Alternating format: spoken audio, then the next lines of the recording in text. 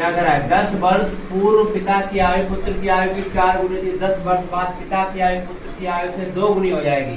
पिता और पुत्र की वर्तमान आयु बताओ। पिता की उम्र 80 वर्ष जब हो जाए तो दोनों की उम्र का अनुपात बताओ।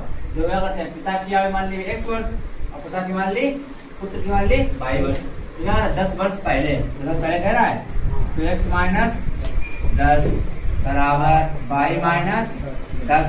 पिता भी 10 वर्ष पहले, पुत्री 10 वर्ष पहले कितनी गुनी थी? 4 गुनी है पहला।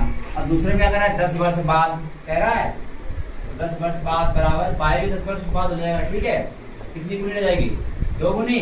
करो x माइनस 10 बराबर 4 का y में 4y माइनस 10 को 40। इसे करो x प्लस 10 बराबर 2y प्लस 10 गुनी 20। देखो x 4 बदल लाओ क्या हो जाएगा?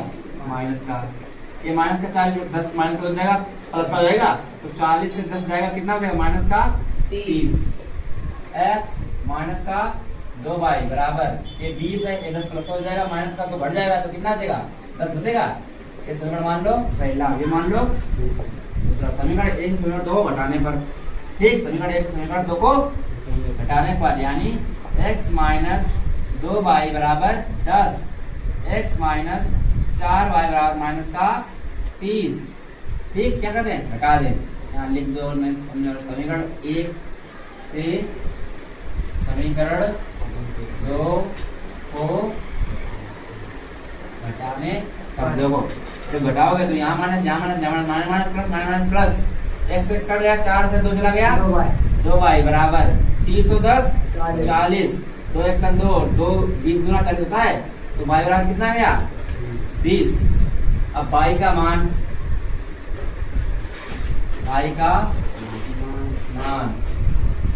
समीकरण 1 में रखने पर समीकरण 1 ही है, तो x माइनस 2 गुणे y का मान कितना? 20 बराबर 10।